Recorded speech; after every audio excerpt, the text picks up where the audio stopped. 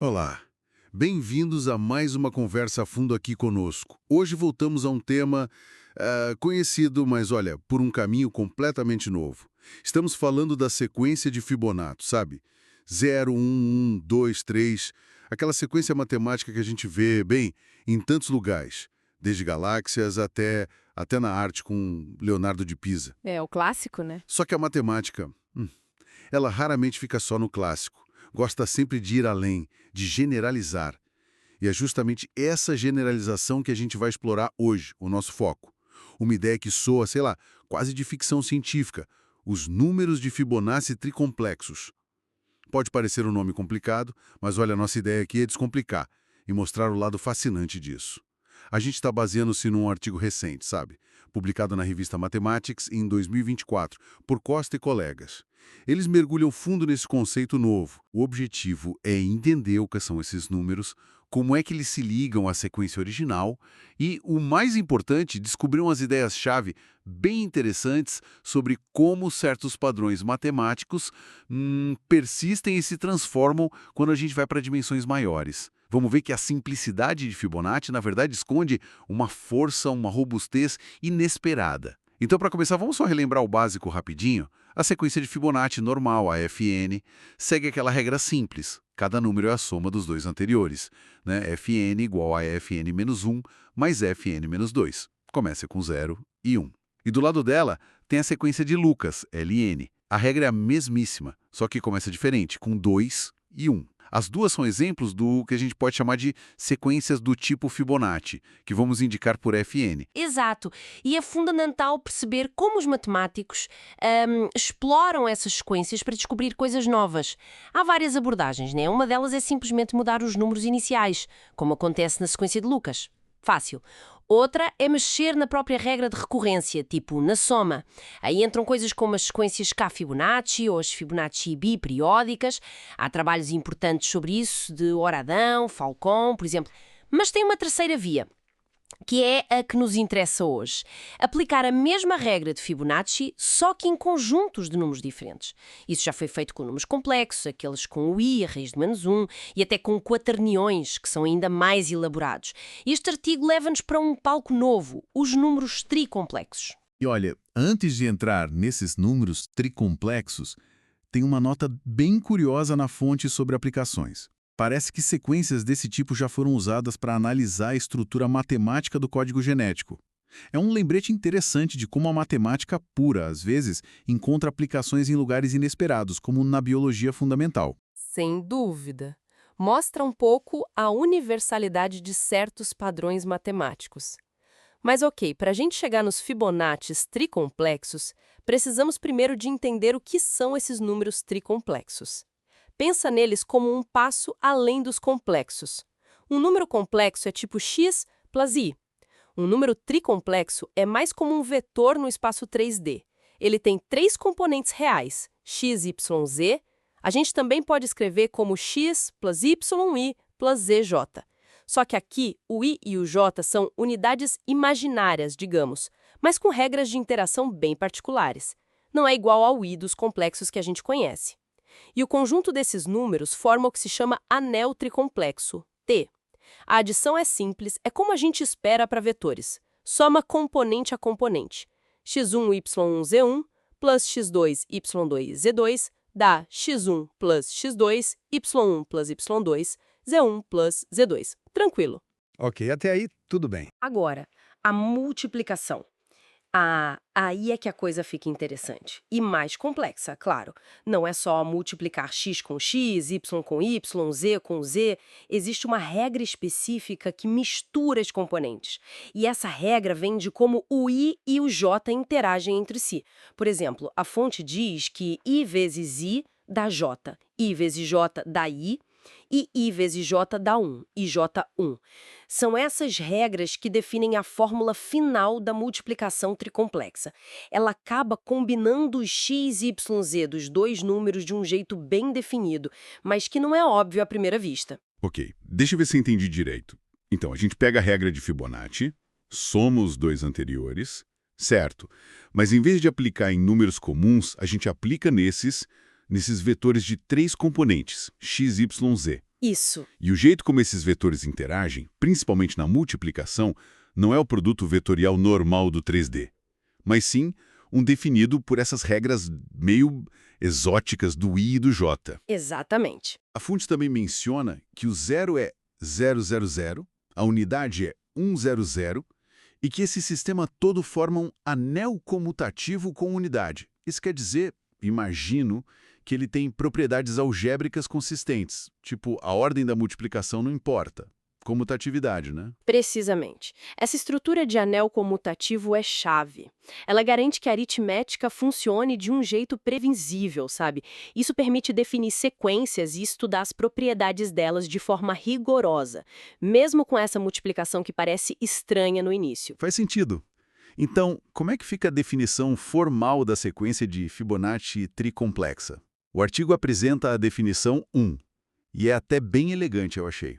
A sequência tricomplexa, que a gente está chamando de TFN, é definida assim. Cada termo TFN é um vetor de 3 componentes que são Fn, Fn mais 1, Fn mais 2. Ou seja, você pega uma sequência do tipo Fibonacci, Fn pode ser a normal, a de Lucas, qualquer uma, e agrupa os termos dela de 3 em 3 em sequência para formar os vetores da nova sequência tricomplexa. Vamos ver exemplos concretos para ficar mais claro. Se a gente usar a Fibonacci padrão 0, 1, 1, 2, 3, os primeiros termos tricomplexos seriam TF0 igual a F0, F1, F2, que é 0, 1, 1. TF1 igual a F1, F2, F3, que é 1, 1, 2. TF2 igual a F2, F3, F4, ou seja, 1, 2, 3.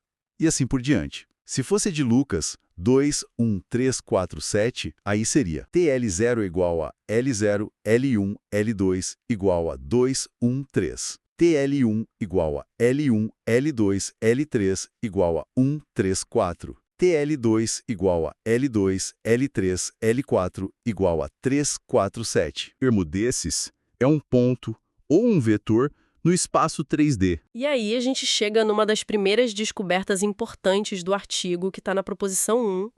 É quase surpreendente de tão simples, na verdade. Essa sequência de vetores tricomplexos, ela também obedece à regra de recorrência de Fibonacci. Ou seja, T, Fn mais 2 é igual a T, Fn mais T, Fn mais 1. O próprio vetor. O próprio vetor. Isso funciona porque a adição tricomplexa é feita componente a componente, lembra? Ah, claro. E cada componente do vetor, Fn, Fn mais 1, Fn mais 2, individualmente já segue a regra de Fibonacci por definição.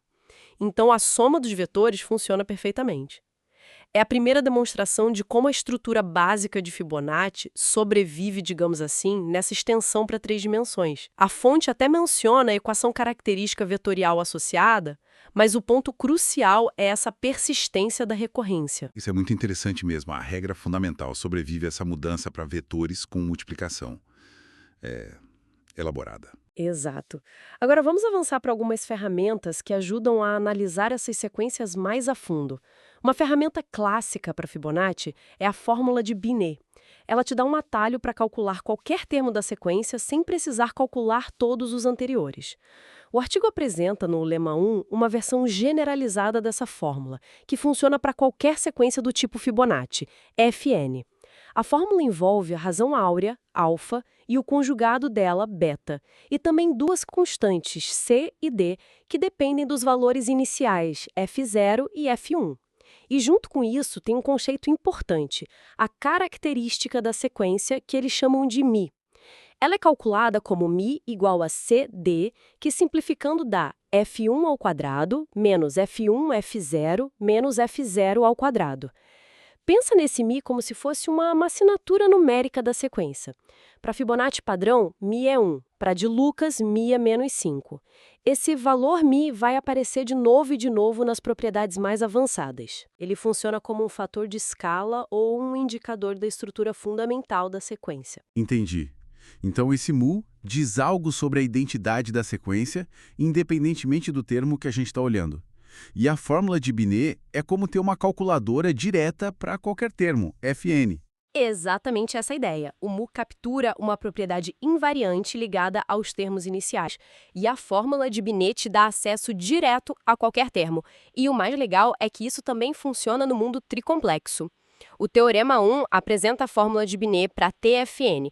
Como TFN é o vetor Fn, Fn mais 1, Fn mais 2, a fórmula de Binet para ele é simplesmente o vetor onde cada componente é calculada usando a fórmula de Binet generalizada.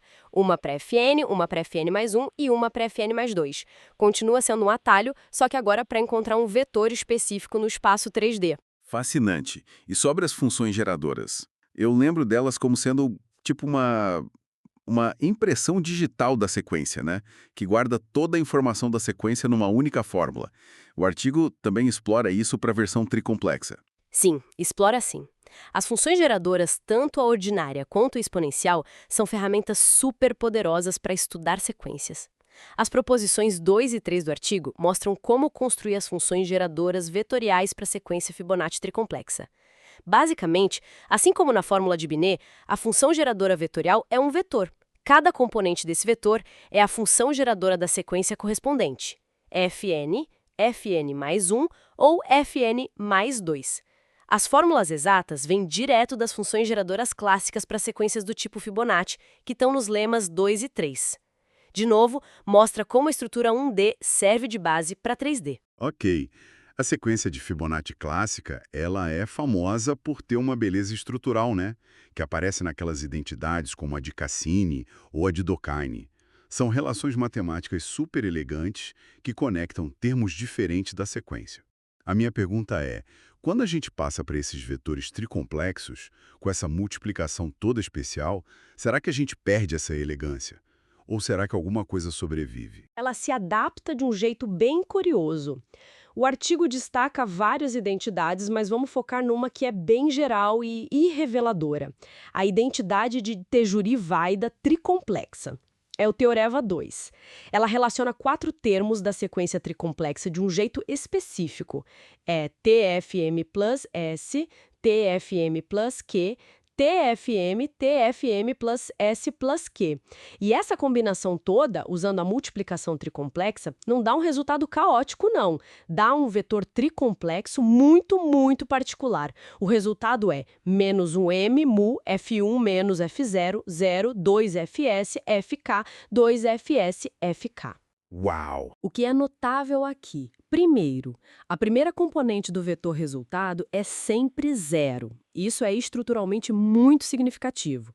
Segundo, as outras duas componentes dependem da característica μ da sequência base, Fn, de um fator que vem dos termos iniciais, F1, F0, de um fator de sinal menos um m e de um produto de dois termos, Fs e Fk, mas da sequência standard de Fibonacci, aquela 0, 1, 1, 2.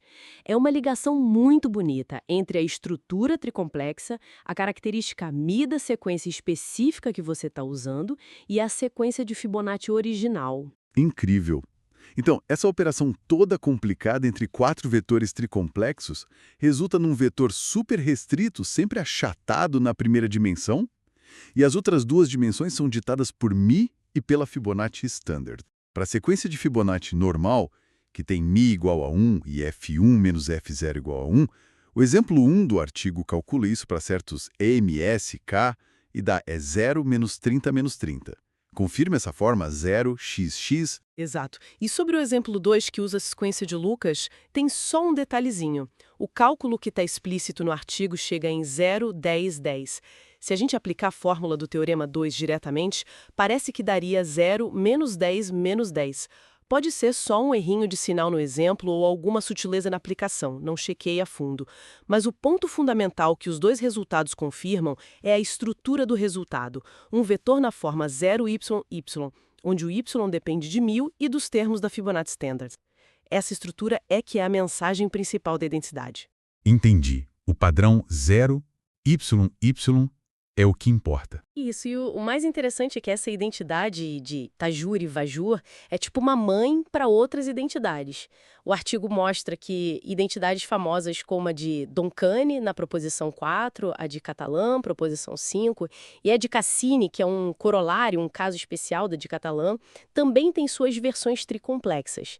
E em todas elas o padrão se repete. A forma da identidade lembra a clássica, mas o resultado é um vetor tricomplexo específico, muitas vezes com a primeira componente 0 e as outras ligadas a Mi e a sequência FN standard. Isso mostra como essas relações matemáticas são robustas, sabe? Elas se mantêm e se adaptam a esse novo ambiente numérico. Quer dizer, a complexidade que a gente adicionou não destruiu os padrões, só os reescreveu numa linguagem vetorial 3D. Exatamente. E para completar o quadro, o artigo ainda explora as somas de termos da sequência tricomplexa. A proposição 9 dá fórmulas para somar os primeiros n+1 termos, ou só os termos de índice par, ou só os de índice ímpar. E, de novo, tem uma elegância nisso. Essas somas não resultam em expressões super complicadas. Elas resultam em termos posteriores da própria sequência tricomplexa. Por exemplo, a soma dos primeiros n+1 termos, sigma k igual a 0n, TFK, é simplesmente igual a TFN plus 2 mais TF1, uma ligação direta, limpa. Também tem uma fórmula para somas com sinais alternados na proposição 10. É impressionante como tudo se encaixa, né?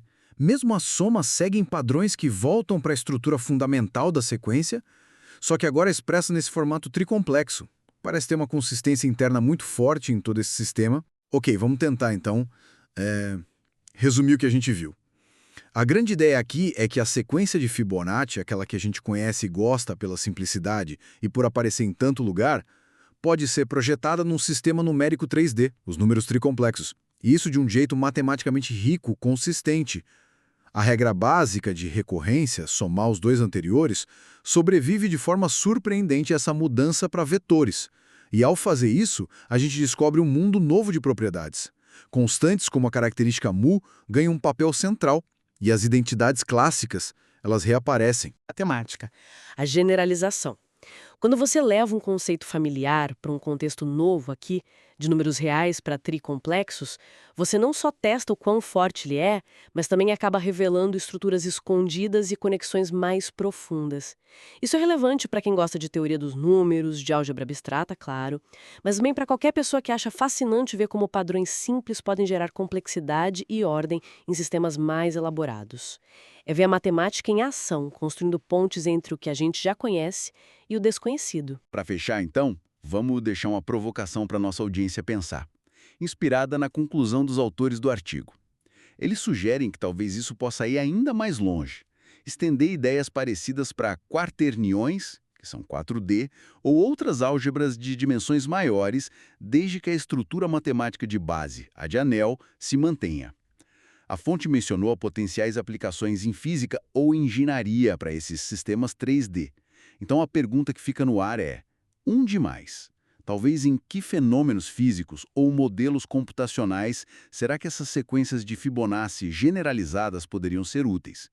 E do ponto de vista puramente matemático, que propriedades novas, talvez ainda mais inesperadas e elegantes, poderiam surgir se a gente ousasse levar a sequência de Fibonacci para dimensões ainda mais abstratas, mantendo a lógica interna dela?